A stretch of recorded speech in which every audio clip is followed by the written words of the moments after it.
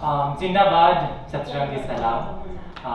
আমি আহি একেবাৰে শেষ মুহূৰ্তত পাইছোঁহি আৰু মোৰ খুব ভাল লাগিছে এই অনুষ্ঠানটোৰ মাজত উপস্থিত থাকিবলৈ পাই বাইদেউলৈ অভিনন্দন আৰু মই বিশ্বাস কৰোঁ বা মই আগতেও কৈছোঁ যে আপোনাৰ এই কিতাপখন উল্লেখনীয় এখন কিতাপ হৈ থাকিব আৰু কাহিনী হৈ থাকিব মই অকণমান যদি বেকগ্ৰাউণ্ডৰ কথা কওঁ হ'ল চাগে এমাহ দুমাহমান হ'ল কিতাপখনৰ বেকগ্ৰাউণ্ডৰ কামৰ সময়ত শশী বাইদেউৰ ল'ৰাই মোক আই থিংক ইনষ্টাগ্ৰামত মেছেজ কৰিছিলে আৰু মই পেলাই থৈ দিছিলোঁ মেছেজটো কাৰণ তেনেকুৱা মেছেজ বহুত আহে এনেকুৱা কিবা এটা হৈ আছে চাই দিব লাগে ধৰণৰ তাৰপিছত তেওঁ আকৌ এবাৰ মোক মেছেজ কৰিলে হোৱাটছএপত ইমান বেছি ভদ্ৰ আৰু নম্ৰ ভাষাত কোনোবাই এপ্ৰ'চ কৰিছিলে আই থিংক মই সেই ভদ্ৰতা আৰু নম্ৰতাৰ কাৰণেই তেওঁক ৰিপ্লাই কৰিছিলোঁ যে মোৰ মাৰ এখন কিতাপ প্ৰকাশিত হ'ব গৈ আছে গতিকে আমি কথা পাতিব বিচাৰোঁ তাৰপিছত বাইদেউৰ লগত আমি 2 ঘণ্টাৰ ওপৰত চাগৈ আড্ডা দিছিলোঁ আমি কথা পাতিছিলোঁ গুৱাহাটী এড্ৰেছত বহি কেনেকৈনো সময়খিনি পাৰ হ'ল আমি গমেই নাপালোঁ ইমানেই কথা পাতিছিলোঁ আৰু প্ৰথমবাৰৰ কাৰণে মই কোনোবা ব্যক্তিক মই দেখিছিলোঁ আমাৰ সাহিত্যৰ জগতৰ পৰা যি খুব চিৰিয়াছভাৱে আমাক বুজিবৰ কাৰণে চেষ্টা কৰিছে বা তাক লৈ পেলাই একেবাৰে অন্তঃকৰণে বুজিব চেষ্টা কৰিছে আৰু সেই কাহিনীৰ মাজলৈ সোমাব চেষ্টা কৰিছে আৰু তেওঁ এনেকুৱা এটা স্থানৰ পৰা আহিছিলে যে তেওঁ একোৱেই নাজানে একেবাৰে সেই তাৰ পৰা যে মই শিকিবৰ কাৰণে আগ্ৰহী মই শুনিবৰ কাৰণে আগ্ৰহী আৰু এইটো এনেকুৱা ধৰণে অহা নাছিলে যে মোক শিকাই দিয়া মোক কৈ দিয়া মই তাৰপিছত লিখি যাম কাৰণ এনেকুৱা বহুত অনুৰোধ আমি পাওঁ সাধাৰণতে গৱেষণাৰ কাৰণেই হওক বা লেখনৰ কাৰণেই হওক লিখিও এনেকুৱা এটা ভাৱ প্ৰকাশ হৈ আহে যেন উপকাৰহে কৰিছে আৰু মই তেনেকুৱা বহুত ব্যক্তিক একেবাৰে মুখতে প্ৰত্যাখ্যান কৰিছোঁ যে আপুনি লিখি বা আমাৰ বিষয়ে গৱেষণা কৰি উপকাৰ নাই কৰা কাৰণ আমি গিনিপিগো নহয় কাৰোবাৰ ষ্টৰী কিউৰিচিটিৰো পাৰ্ট নহয় কৌতূহলৰ পাৰ্ট নহয় আমাৰ কাহিনীৰ মূল্য আছে আৰু ৰিপ্ৰেজেণ্টেশ্যনৰ কথাটো যিটো ওলাই আহিছিলে তেতিয়া আমি অকণমান আদাৰিঙৰ বিষয়ে কথা পাতিছিলোঁ আই থিংক বাইদেউ আৰু মই খুব বেছি সেইখিনি সময়ত কানেক্ট ফিল কৰিছিলোঁ যে হয় আমি বিভিন্ন লোকেশ্যনৰ ব্যক্তি হ'ব পাৰোঁ কিন্তু তাৰ পাছতো আমি কিন্তু ইজনে সিজনৰ লগত সংযোজিত হ'ব পাৰোঁ বা সংযোগ অনুভৱ কৰিব পাৰোঁ আমাৰ যি অভিজ্ঞতা থাকে জীৱনৰ বা লিভ এক্সপিৰিয়েঞ্চ থাকে তাৰ ফালৰ পৰা গতিকে বহুত অভিনন্দন আৰু তাতকৈ ডাঙৰ কথা ইণ্টাৰছেক্স কেৰেক্টাৰক লৈ পেলাই বৰকৈ লিখা হোৱা নাই সাধাৰণতে বহুত সময়ত আমি যেতিয়া এটা নতুন ধৰণৰ বিষয় যেতিয়া যিকোনো ডিছক'ৰ্চৰ মাজলৈ আহে দেখোঁ যে ছেভিয়ৰ কমপ্লেক্স এটা বহুতৰে হয় বিশেষকৈ মেজৰিটেৰিয়ান যিখিনি মানুহ আছে তেওঁলোকৰ এটা ছেভিয়ৰ কমপ্লেক্স থাকে যে মই ছেভ কৰিব পাৰিম বা মই এওঁলোকৰ হৈ মাত মাতিব পাৰিম বা মই তেওঁলোকৰ বিষয়ে লিখোঁ বা তেওঁলোকৰ বিষয়ে কৰোঁ মই ছ'চিয়েল প্ৰফেশ্যনৰ পৰা আহোঁ ছ'চিয়েল প্ৰফেশ্যনতো মই ছেভিয়ৰ কমপ্লেক্স বহুতৰ মাজত দেখোঁ বিশেষকৈ প্ৰান্তীয়মূলৰ ব্যক্তিৰ সৈতে কাম যেতিয়া কৰে আৰু যিসকল ব্যক্তি মূল খুঁটিৰ পৰা আহে বা সংখ্যাগৰিষ্ঠৰ পৰা আহে তেওঁলোকৰ মাজত আমি ছেভিয়ৰ কমপ্লেক্সটো বহুত বেছি দেখোঁ যে মই দেৱদূত হয় ধৰণৰ এটা ভাৱধাৰা থাকে যে মই সকলোকে বচাই ল'ব পাৰিম আৰু আমাৰ অসমীয়া সাহিত্যটো দেখিছোঁ যে বহুতে চেষ্টা কৰিছে লিখিবৰ কাৰণে কিন্তু খুব কম সংখ্যক ব্যক্তিকহে মই এতিয়ালৈকে দেখিছোঁ সফলভাৱে আমাৰ কাহিনীক উপস্থাপন কৰিব পাৰিছে আৰু তাৰ ভিতৰত এইখন কিতাপ থাকি যাব যিখনে সফলভাৱে পাৰিছে বহুত গল্প মই পঢ়িছোঁ যি খুব সফলভাৱে মুক্ত যৌন আচৰণৰ কথা হওক বা বিকল্প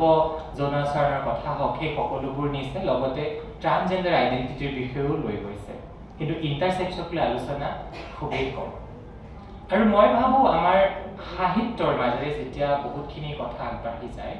তেতিয়া মূল খুঁটিৰ ভিতৰত মূল খুঁটিনো কি সেইটো আকৌ বেলেগ এটাই প্ৰশ্ন হয় বাট যিহেতু আমি সকলোৱে ব্যৱহাৰ কৰি আহিছোঁ মই সেইটো ব্যৱহাৰ কৰিছোঁ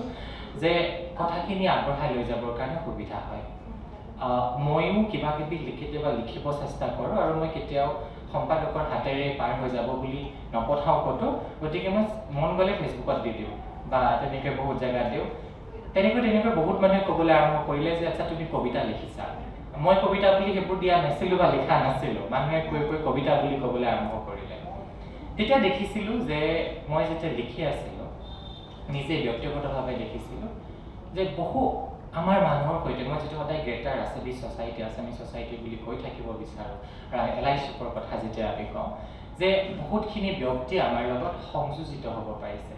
কানেক্ট ফিল কৰিছে তেওঁলোকে যে আচ্ছা এনেকুৱা কাহিনীও আছে, এনেকুৱা ধৰণৰ ভাৱো আছে। আৰু যেতিয়া মই দেখোঁ এতিয়া বহুত নতুনকৈ উঠি অহা লেখক বা লেখিকা যিসকল আছে তেওঁলোকে চুটি গল্প লিখা আছে, বহুত আছে। জিন্তু গীতাৰ্থই খুব ভালদৰে এখন লিখিছে, পঞ্চানন হাজৰিকা তেওঁৰ গল্প আছে। মই জাষ্ট হঠাৎ যিকেইজনৰ নাম মনলৈ আহিছে মই তেওঁলোকৰ বিষয়ে কৈছোঁ। তেতিয়া আমি এটা এম্পেথিৰ দিশেৰে কিছুমান ব্যক্তিৰ কাহিনী আমি চাবলৈ শিকোঁ। আৰু ফিকশ্যনে যে আমাৰ মাজত এম্পেথি বিল্ড কৰে আমি সেইটো সকলোৱে জানো যে সমানুভূতিতা যিটো হয় সেইটো ফিকশ্যনে আমাৰ মাজত দিব পাৰে। আৰু মই সেইকাৰণে ফিকশ্যনক বহুত বেছি আদৰ কৰোঁ, যিহেতু মই এজন লাইব্ৰেৰী এক্টিভিষ্ট হয় আৰু মুক্ত পুথিভঁৰালক লৈ কাম কৰি আছোঁ। গতিকে আমি আমাৰ পুথিভঁৰালত যেতিয়া শিশুৰ সৈতে কাম কৰোঁ, শিশুৰ সৈতে বিভিন্ন লাইফ স্কিল হ'ব পাৰে বা ছ'চিয়েল ইম'চনেল লাৰ্ণিং হ'ব পাৰে, তাক লৈ যেতিয়া আমি কাম কৰোঁ ফিকশ্যনক যথেষ্ট গুৰুত্ব দিওঁ, পিকচাৰ বুকক যথেষ্ট গুৰুত্ব দিওঁ। তো আমি যেতিয়া লাৰ্জাৰ মুভমেণ্ট বা আন্দোলনৰ কথা কওঁ আৰু আমি বিভিন্ন ষ্ট্ৰেটেজিৰ কথা কওঁ, মই সাহিত্য আৰু সংস্কৃতিক কিন্তু এটা খুব ডাঙৰ আহিলা হিচাপে বিশ্বাস কৰোঁ। আৰু সেই হিচাপতে মই অকণমান সেইবোৰ জেগাত ইনভলভ হ'ব চেষ্টা কৰোঁ বা তাৰ জৰিয়তে অৰিহণা যোগাবৰ কাৰণেও চেষ্টা কৰোঁ। সাহিত্যিক বা সাংস্কৃতিক উপাদানেৰে সৈতে যেতিয়া এক্টিভিজিম কৰা যায় তেতিয়া আমি মাছ বা বেছি মানুহৰ মাজলৈ যাব পাৰোঁ। আৰু মই সেই সকলোবোৰ অৰিহণাক কাউণ্ট কৰোঁ যেতিয়া আমি এটা সামগ্ৰিকভাৱে এটা অসমত আন্দোলনৰ সৃষ্টি কৰিবৰ কাৰণে চেষ্টা কৰি আহিছোঁ, যেতিয়া আমি বিভিন্ন বিকল্প যি যৌন পৰিচয় হয় বা লিংগ পৰিচয় হয় তাৰ সামাজিক গ্ৰহণযোগ্যতা বা ছ'চিয়েল একচেপ্টেঞ্চ আমি যিটো কৈ আছোঁ, লগতে অধিকাৰ সাব্যস্ত কৰাৰ যিটো আন্দোলন সেই তাৰ কাৰণে যেতিয়া আমি চেষ্টা কৰি আহিছোঁ, এই সকলোবোৰ কিন্তু তাতে কাউণ্ট কৰে। গতিকে মই ইয়াতে সকলো আছে, বিভিন্ন প্ৰজন্ম আছে, ষ্টুডেণ্টছ আছে, আই কেন চি, বাইদেউৰ সহকৰ্মী আছে বা বাইদেৱে পঢ়োৱা হয়তো যোনে এতিয়া কাম কৰি আছে তেওঁলোকো হয়তো আছে, মই জাষ্ট অনুমান কৰিছোঁ। আৰু অসমীয়া সাহিত্যৰ একেবাৰে অগ্ৰজ ব্যক্তিসকল আছে, গুৰি ধৰোতাসকল আছে। মই এইখন মঞ্চৰ পৰা এইটোৱে আহ্বান কৰিম বাইদেউৰ কিতাপৰ লগতে সুৰ মিলাই যে যিটো আন্দোলন হৈ আছে এক শ্ৰেণীৰ মানুহৰ অধিকাৰৰ কাৰণে আমাৰ মাজত, সেই আন্দোলনত ভাগিদাৰী লোৱাটো বহুত বেছি প্ৰয়োজন, তাত থিয় হোৱাটো বহুত বেছি প্ৰয়োজন। যেতিয়া আমি মই একেবাৰে টেকনিকেল ফালৰ পৰা যদি কওঁ বহনক্ষম বিকাশৰ কথা কৈ আছে, তাত কোৱা হৈছে যে লিভিং ন' ওৱান বিহাইণ্ড, কাকো আমি পিছফালে এৰাই যাব নোৱাৰোঁ। তেতিয়াহ'লে আমি আমাৰ সমাজত যেতিয়া আমি এজনো ব্যক্তিক যেতিয়া প্ৰান্তীয় মূলৰ দেখোঁ আৰু জীৱনৰ যি যাত্ৰা হয় তাত অকণমানো ভিন্নভাৱে আমি দেখোঁ বা ষ্ট্ৰাগল কৰি আছে বা প্ৰত্যাহ্বানমূলক, সেইটো সময়ত আমাৰ সংখ্যাগৰিষ্ঠৰ দায়িত্ব হয় হাত ধৰা, থিয় হোৱা। গতিকে মই সেই আহ্বান কৰিম। আৰু তাৰ লগতে মই এইটোও ক'ম যে আমি যিয়ে কাম কৰি আছোঁ তাত কিন্তু সাংবিধানিক প্ৰমূল্যৰ কথা আমি সদায় মনত ৰাখিব লাগিব। বহুত সময়ত হয় যে অথনি ডক্টৰ হীৰেণ গোহাঁই ছাৰৰ কথাটো ওলাই আহিছিলে যে যিকোনো এটা পৰিচয় হ'ব পাৰে বা যিকোনো নতুন ধাৰণা হ'ব পাৰে, কিমান দূৰলৈকে গ্ৰহণ কৰিব পাৰি সেইটোও এটা প্ৰশ্ন, সেইটো এটা ভাৱধাৰাৰ ভিতৰত আহিব পাৰে। মই যেতিয়া ক'ম যে বিকল্প যিকোনো আমাৰ সন্মুখত পৰিচয় আমি সংখ্যালঘু কাৰোবাক দেখোঁ, আমি প্ৰায় অসুবিধা পাওঁ